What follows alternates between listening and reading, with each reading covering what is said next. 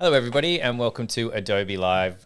We are streaming live from the land of the Dharawal people today, and I'm joined by the fantastic illustrator and artist Bill Hope. Hey, Bill, how you doing? Very well. How are you going, Flynn? I'm good, thank you. Everything just like freaked out on my computer side, but I've got you back now, which is good. Always great. Like Okay, good to hear. the second I press live, my computer just almost kaploded. Then, so bear with us, guys, if anything I does can't happen. see anything. I just have to sort of try and detect the fear in your eyes, because Right, it all looks great from my end. So you can hear, yeah, you can um, hear the panic in I'm my putting on a good voice. face. Okay, great. Well, yes, we are here continuing this poster project that we've been working on. We're just going to pick up from where we left off. I'm just going to hand over to Bill's screen. Maybe Bill, you could give us a bit of a rundown on where we left off. I'm just going to fix something in the background, so if you wouldn't mind doing that, that would be fantastic. I'll share your screen. Yeah, no worries. Very happy to. Okay, so we had this brief for a poster that we started a couple of weeks ago when we did the first part of the stream, and it was for making a poster about the theme of home. And I had this idea of this phrase homeostasis, which is a kind of medical term for sort of when the body is in equilibrium, your blood pressure's right, your blood sugars are right, all those kind of things. So I was kind of taking that idea of things being in order or calm and sort of applying it to this cute little isometric drawing of a house that we started. So last stream, we kind of did a bit of work on the text. So we kind of had this heading of homeostasis at the top and bottom. And then we started sketching in this cute little house. So it's kind of like a little Polly Pocket or Mighty Max, depending on your preference, sort of miniaturized version of my house in the Blue Mountains. So you can see we've got my annoying possum living in the roof. We've got a little bit of the living room here. We've got a front door. We've got some hedges. We've got me sitting and having a cup of tea, my dog chasing a frisbee, and we're drawing in this style that's called isometric drawing, and it's a style where you sort of can see both sides. You're sort of drawing things from an angle, but everything there's no perspective point. Things don't get smaller as the distance. It's kind of a technical form of drawing. You would have seen it a lot in something like an IKEA catalog. If you're doing the instructions for an IKEA build or something, lots of technical diagrams are done in this style of drawing. But it's really nice for building these sort of miniature worlds. So that's why I love drawing in this style. So Yeah. we've kind of got our initial sketch and our type, and we're just going to start adding a bit of color. Going to do a bit of line work today. I'll show you sort of the finished version of the type that we came up with last time. And yeah, we'll just chip away at it. How are things looking on your end, Flynn? Yeah, all fixed up. I think 1 o'clock for some reason, every device in my house decided it was time for an update or something. Which Yep, is fair funny because enough. everyone that comes on a stream, I always say, make sure you close, like get all these other devices off the network. And I didn't take my own advice, so that's on me. But thanks RB for helping me out and letting me know that you guys can hear us okay. Yeah, there we go. Wonderful. But we are good. Everything's smooth and happy now, so that's great. I love Great the to hear. mention of Polly Pocket and is it Mighty Max? I I forgot think it was about Mighty those. Max. Yeah, Yeah, I yeah. forgot about those. Yeah, no, I came across some at a garage sale the other day, and it was one of those like sort of mega core memory unlock kind of things. You get Totally. sort of the full flashback sequence happening. Yeah, they're great. That's awesome. For anyone who doesn't know, it was a very popular toy in like the late 80s, early 90s, and it was like these miniature little worlds, and it would be like the Polly Pocket one would be like a beautiful little house inside a teacup. And then Yeah. the sort of boys' version of it was Mighty Max, and it would be like a cool evil den inside a severed hand or something like that. Oh my It was gosh. really, really weird. It's so funny what you remember because I remember the Polly Pocket one being in a clamshell, Oh yeah, right? yeah, yeah, And maybe my sister had one or something. And the Mighty yeah. Max one, yeah, it was in a skull, and it's like, oh, Oh there's yeah, like a little, yeah, skull furniture and stuff like that. Yeah, yeah, so there you yeah. go. Look it up. They're lots of fun. Okay, cool. So I'll show you firstly, I kind of went ahead and finished the type that we started. So you can see we've kind of got a rough version of this big blocky type. And we talked a little bit about how we were sort of taking one motif or one section. So we kind of started with this kind of rectangular, this sort of rounded edge rectangular shape. And we kind of multiplied it and applied it throughout the whole font. And I've kind of done a cleaned up version of that. So this is what that font's looking like. And the reason I'm sort of replicating one part of that font is that it has a nice sort of consistent look throughout the whole font now. So I'm pretty happy with how that's looking. The S's could use a little additional tweaking, but we're doing what we can with the time. Yeah, so we're going to spend most of today working on this house illustration, just developing that a little bit. I've taken the liberty of starting a little bit of that, so I'm just going to drop the opacity on my sketch of the house, and we'll bring it back with just a faint version of that sketch so I can start drawing over the top of it. You'll see that I've got a layer on here, which is an isometric grid, and that's just something I've imported into Photoshop, so I've got that in a separate layer. And that just gives me the direction of all the lines that I'll be working with. So if I was drawing a isometric cube, you can see I would just line all my lines up nice with that grid, and it'll work really nicely. And I can duplicate that and add it to other things and move it around and change its scale, and it'll always match that grid that I've established. Cool. So now that we've got all that in place, yeah, I've started adding a little bit of the final line work here, and I wanted something that was kind of blocky and graphic and had a kind of punchy illustrative quality to it. Usually when I'm drawing, I sort of go in for sort of really fine, whispery line work, but in my own personal practice, I've been trying to sort of add a bit more oomph to my drawings, and I'm doing a lot of that through sort of big areas of block, completely black shadow. And I'll show you a little example of what that kind of looks like in some other work. So I'll keep working on this drawing in a second. But these are two sketches from a children's book series that I've been working on. Oh, wow.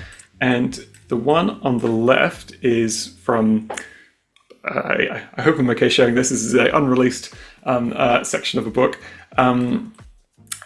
So this is the book that I'm currently working on the left, and the one on the right is the first iteration of this this series. And in the first one, I still really like this drawing, but you can see it's very fine line work, and I'm using a lot of gray for creating shadow. And I think up close you can get sort of a really nice variation of tone. These books printed in black and white, which is why it's all in black and white. But from a distance, I feel like it sort of merges together a little bit and becomes a bit washed out. So the thing that I've been trying to work on in my own practice is sort of really dialing up the contrast and using big areas of solid black, so the thing really jumps off the page at you. So you don't have quite as much nice subtle variation of tone, but I think the impact of the drawings is a lot stronger doing it in this approach. Wow, that's interesting. Yeah. Cool. Yeah, it's been a really nice process of sort of using the same characters and drawing with the same brushes and things, but I'm just kind of trying to slowly develop that art style that I'm working in. Yeah. So I'm using a really scratchy kind of natural brush on these, but we're going to keep it really clean for our house. So you can see I've just started doing a bit of the veranda, and we've got an armchair there. And the stairs leading down into the garden and the lawn. And what I might do is I'm just going to ink some of the characters, and I'll talk a little bit about the shading choices that I'm making then, and then we'll start putting in a bit of color. Nice. I'll just say as well, thank you to anyone who's tuning in, and definitely pop any questions you might have in the chat about what I'm doing, or all questions, digital drawing, illustration, whatever you like. Ask us your 80s and early 90s toy questions as well. Throw them in. Have you ever seen like Instagram algorithm knows exactly what I want to see, and it'll show like a 90s kid like mashup of all these toys and the clothing you wear and everything? My gosh. Yeah. It's like so nostalgic. One that speaks to me a lot is, do you remember there was a series of like street fighting sharks? Street Sharks. I can't remember Street Sharks. Was that what they were called? Yeah, literally Street Sharks. Good. Yeah. Oh, right. Yeah. It was the Wild West where like no names were taken. Like you couldn't call anything Street Sharks now, because there'll be like a type of phone by Apple and, you know, a type of car by Ford that's called the Street Shark. Like you just couldn't do it. But yeah, back then, any on the nose idea you had, just go for it. Street Sharks. Yeah, they were pretty cool. Hey, also Misty as well. Yeah, sorry you can't get into Behance. I'm going to blame myself, although I don't think I'm responsible for you not getting into Behance, but I've had one of those weeks where no technology has worked for me. You know how you have those weeks? My camera's broken, Yes. so I'm actually using the same camera for Bill and the stream. Usually I switch it around and have a green screen, and it's expensive and it's nice, and I'm just using like my normal webcam at the moment. Those that tuned in for the first 2 minutes know that there were rats in the system and things weren't working. It's just one of those weeks, you know. So well, I'm about to have a very major version of one of those weeks because I've made the possibly reckless decision of transitioning from Apple to Android this week, and I'm sure my life's going to fall apart for a little bit. But for your phone, for my phone, yeah. Okay, yeah, all right. How long have you been doing that? Going through? I don't know, 14 years or something. Way too long. Yeah.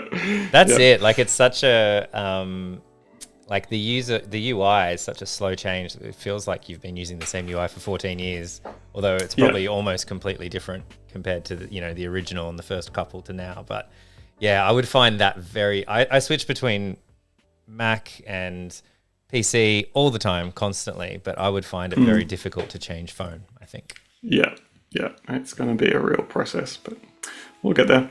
I'll show you some kind of nerdy Photoshop stuff here that I've discovered over the years. So you can see I've started doing the line work for this character, and I've filled in the hair there. So that's what I was talking about. Of like, if there's something that's kind of in shadow, I'm going to just go all out. I'm going to make it completely black. And I might do the same thing with the trousers on this character. And you can see I haven't really bothered finishing the line work there because I'm just going to fill in that. So that line work is almost like an enclosure that I'm going to make. So the main way that you would do this in Photoshop is to use the bucket fill tool. So it's over on your tool panel there, and everyone's pretty familiar with this. You just drop your color into your line work. So if I was doing a different color, if I was doing blue, I could click once and it would fill that area. But if you look, it's kind of hasn't filled the edges completely properly. And that's to do with the tolerance of the bucket fill tool. So I can turn that up. But even if I put the tolerance quite high, because the blue and the black are such different colors, it's saying that the area of the line here that tapers out to a gray and then to a white is a different color. So it's not filling that little section between the line and the interior color. And if I'm using a different color, I could just tap a couple times and it would sort of fill in that space. I can kind of just keep adding the color in like that. Right. But if you're adding the same color in, if I'm adding in black, so I tap it once and I get that same sort of line around the outside. But if I tap it again, it's going to fill all of the black, and you can see what it's done to my line work there.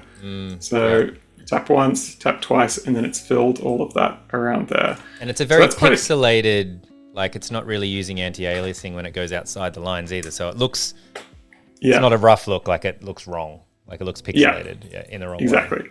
Yeah. So the way you kind of need to get around that is basically if I made a selection of where I want to fill, I'm just going to need to move my Photoshop window a little bit. So I've made my selection. So I can go to select and mask up the top. And I'm just going to need to grab the right window. And for this, I can basically shift the edge of my selection. I'm going to feather it just a little bit, and I can shift the edge of my selection, and I can basically move that selection into the line work. So you can see there, this red outline is showing the selection that I've made, and it shifts it into the line work there. So if I click OK, then I can fill in that selection, and it won't affect my further line work. Oh. So that's quite a hassle doing something like that. So what I've done in my own practice is I've used a series of what Photoshop calls actions. So basically you can record a series of steps that you might take, and you can set up shortcuts that you just click one button on your keyboard and Photoshop will proceed to do a number of actions that you've preset. So I've got one which is function F4 on my keyboard. So I can just go function F4 and it will fill that space inside the line work that I want.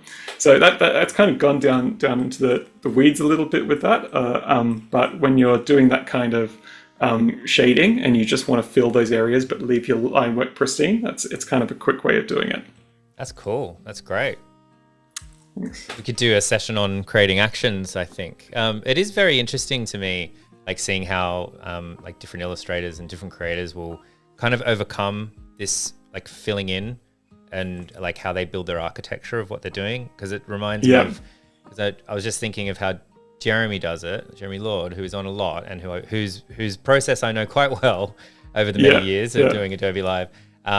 Is he does quite thick line work as well, and then you sort of will use the lasso tool kind of to go around it and sort of build it up that way, and then play with the hue and sat, which is quite interesting. And it kind of, you know, he has to force himself to do thin line work in certain places and things like that. I've certainly done the same thing before with just like lassoing everything to make sure I've got those really crisp edges. One way that I do it mainly now is if you've got relatively thick line work, is just doing everything on a separate layer as well, but using when you're doing the fill function, you click a little box at the top which says all layers. It means I can click on the layer below, and I can fill it in nicely, so it's completely filled in those lines and has gone under the line work as well. And there may be a couple little stray pixels here or there that I need to fix up, but it's pretty nice and clean. But my line work stays preserved on a separate layer. Your colors are all just on another layer. Yeah, I think that's a great tip that I think a lot of people might miss. Yeah. So there's lots of stuff like that you can do. All right, so I'm going to just do a bit more line work on this dog. And then one of the main things I've been doing with this kind of darker shading is just a lot of drop shadows as well. So for something like this, I'm just going to select an area. I might just draw the shadow in actually. So I'm kind of going to draw. The good thing about shadows, if something's up in the air, is you can kind of describe what they're doing a little bit. So if I imagine the legs are up in the air and I bring this drop shadow down, it kind of gives an additional kind of description of the movement that I'm making. So again, I'm just going to fill that in. We've got that nice big block shadow. And then I think the dog kind of really just pops off the page there a bit more. This is particularly important because the books that I'm working on are black and white right now. But I am going to color this one in, but I'm just really enjoying playing around with the style. Okay. Just fill in my frisbee. And at what point do you decide kind of where the shadows are going to be? Do you just kind of do it as you're going, or are you always kind of like, well, it's kind of top left, or it's always midday, or something like that? Yeah, that's a very good point. For this one, because I'm kind of working in this kind of very cartoony graphic style, I'm not stressing myself too much about like direction of light. And the finish that I'm going to apply to this is going to be basically flat color. So there'll be a little bit of shadow there. But with, say, something like the deck here, I've kind of just decided my light's coming from the top left here. So I'm just going to put all my block shadows on the right there. So I am kind of loosely thinking about it there. But with a lot of these, I'm always thinking of them as like drop shadows on text or something to just kind of lift it off the page. It's quite interesting with the dog, like considering that you're kind of doing isometric artwork, which like has a lot of relationships with like game design and things like that, because I saw this little clip of talking about game design about a shadow that you'll often see in isometric games and 3D games, where they'll place a fake shadow where your character may be as they're jumping, even though it's not actually where the shadow would be. And they always have it directly below, because when you jump, your eye is thinking, oh, I'm going to jump this little platform, like this little gap. You're looking at where the shadow is, like, oh, I've just made it. But actually, all the structures and everything, it's like 3 o'clock in the afternoon. So your shadow will be really far away, but they figured out a long time ago that you actually need that reference of where your character is in relation to the ground. So it's interesting, just the kind of, I don't know, relationship they might have here. Yeah, it's really interesting, and it's kind of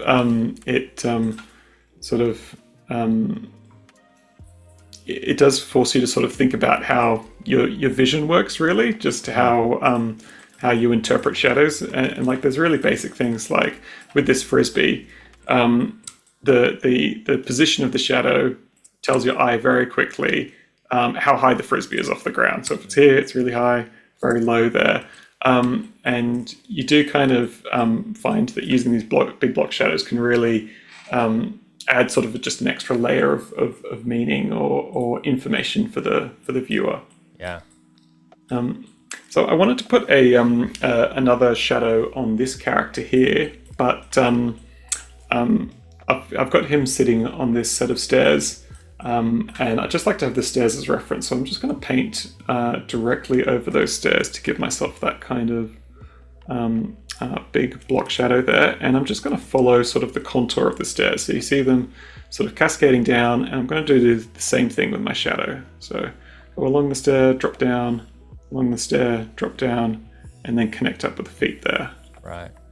And if I do the same thing over here, and there's a lot of, once you get close, you kind of get lost. It just feels like a lot of black, but from a distance, it kind of sells what he's doing. Yeah. He's just sitting on the stair there. Okay, so before I start getting into the detail of color with this, one thing I've very late in my work discovered is just the importance of palettes. I used to sort of just launch into color and I'd be like, oh, I kind of understand what it is in my head, but I'm very in favor of minimal pre-prepared palettes for drawings now.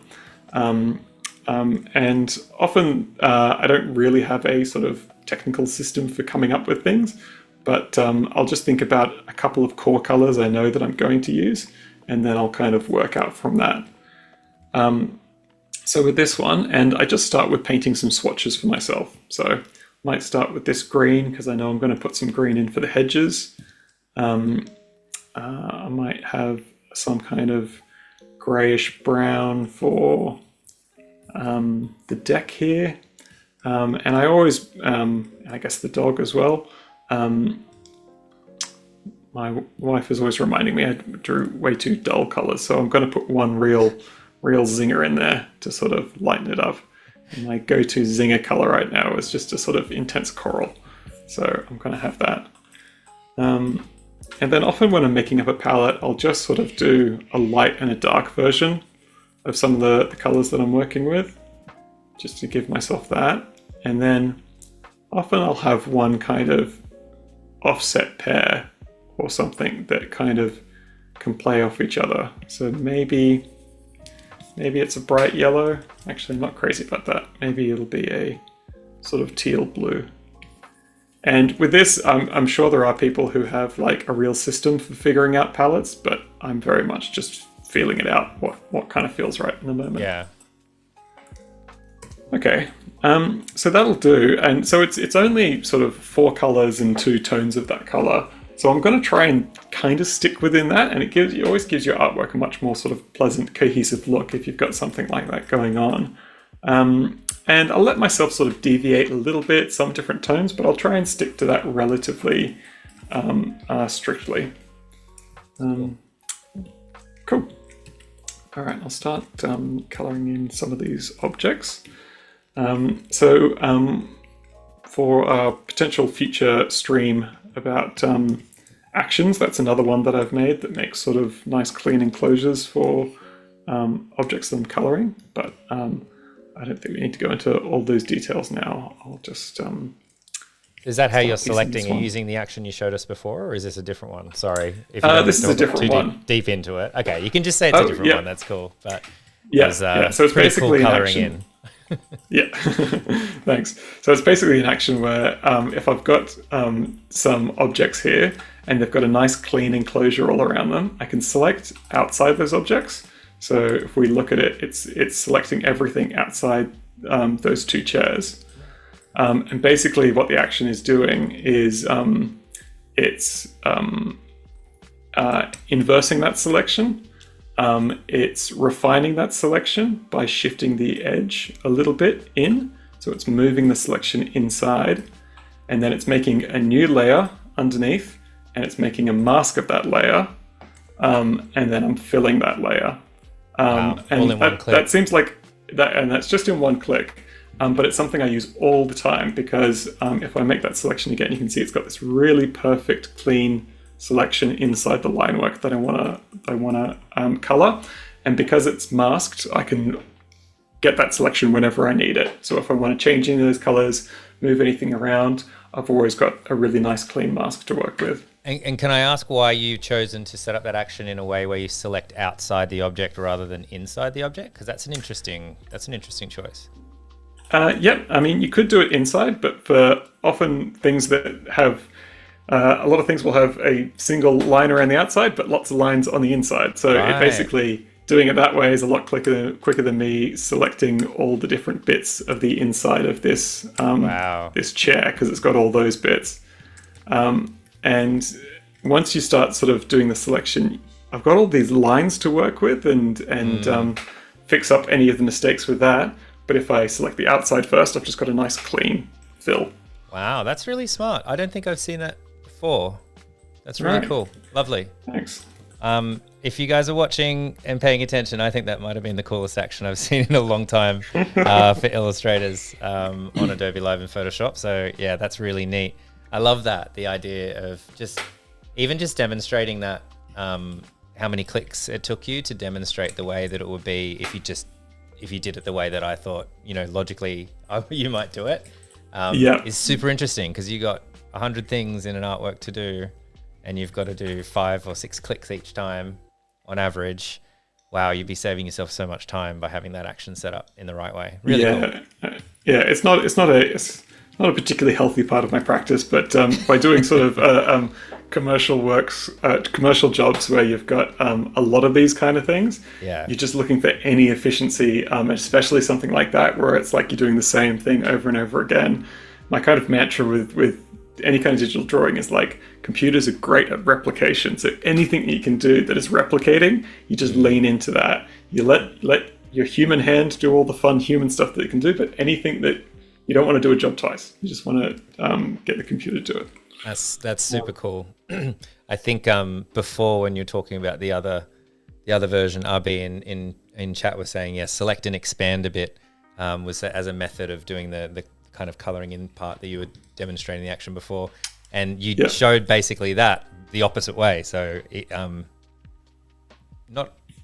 you call it insetting if you're doing inside the line, or is it still offsetting? I'm not sure, but you guys know what I mean.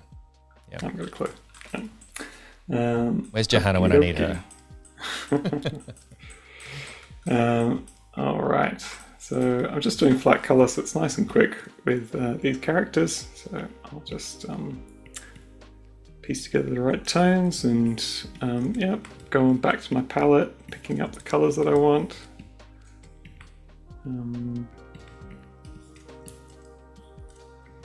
Go the red again for the cup.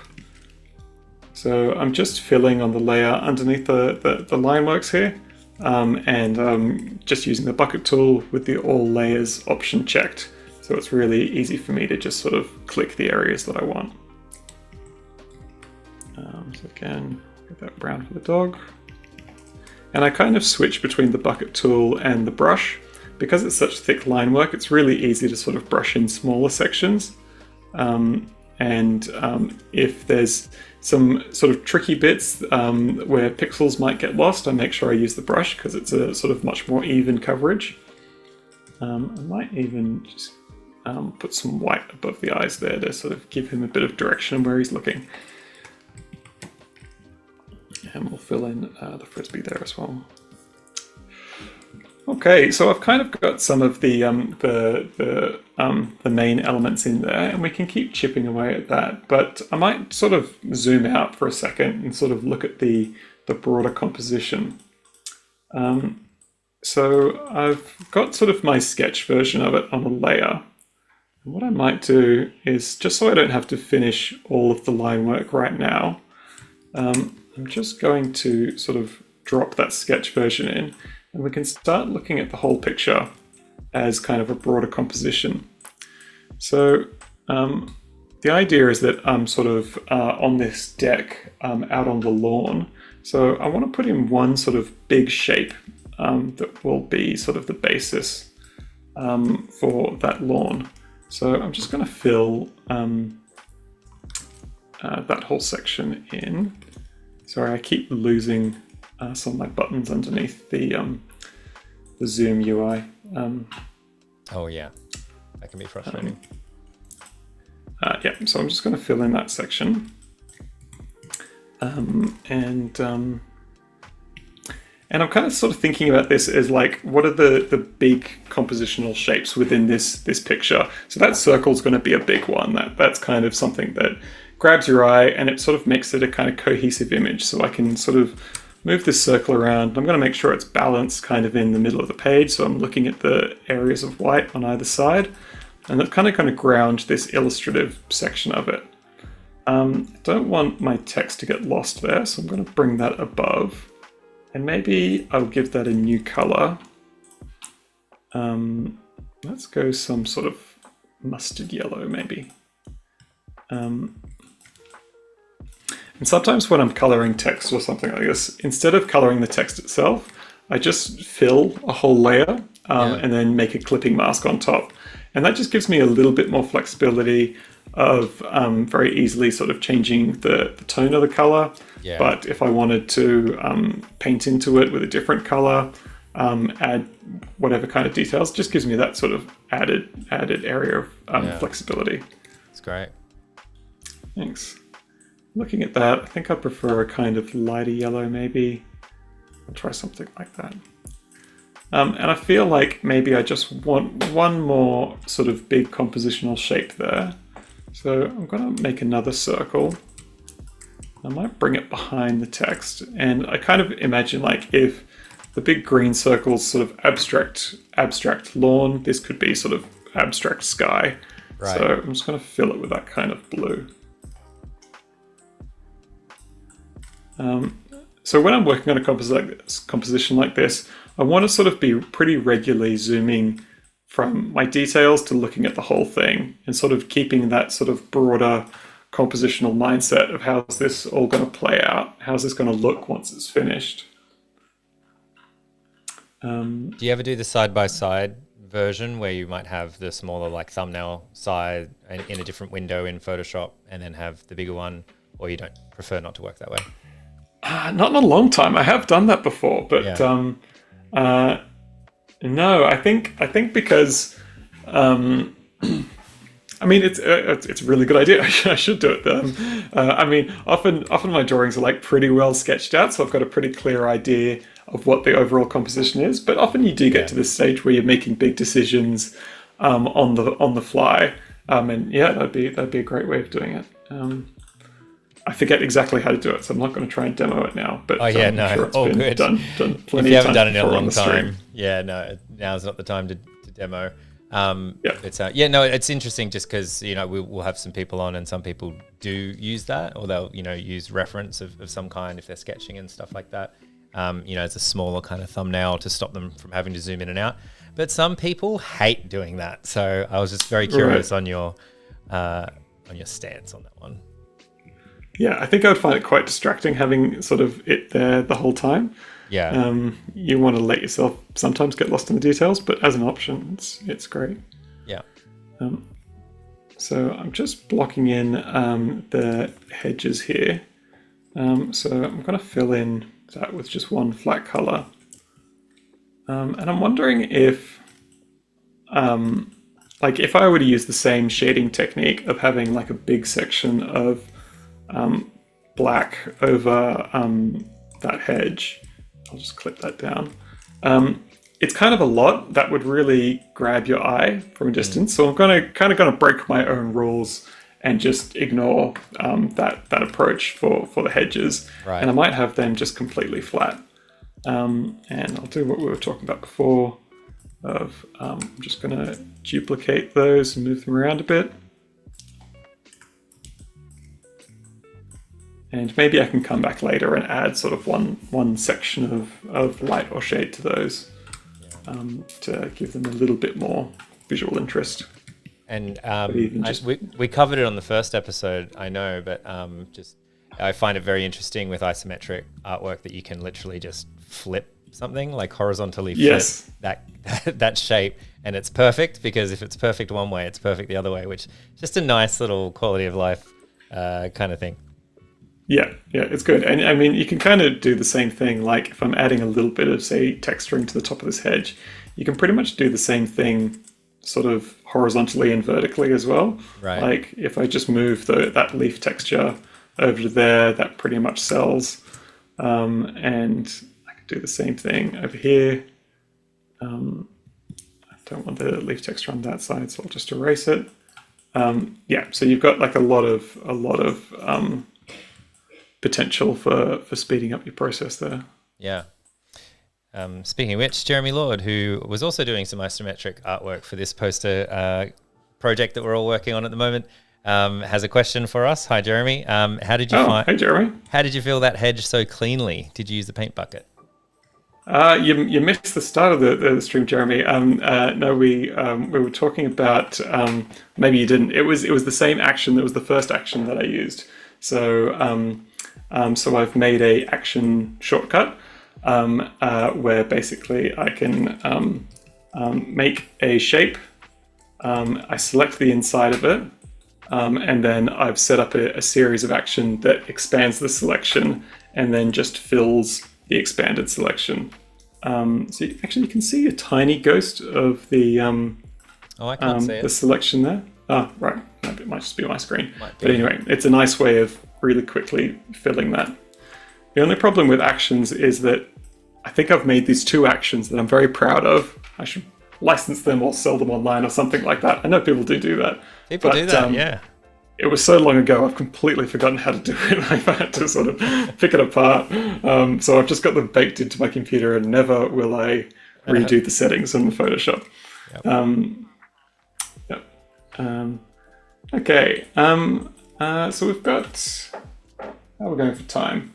We've got just another 5 minutes or so. So I'll just fill in a couple other little sections, and then we might be all wrapped up for today.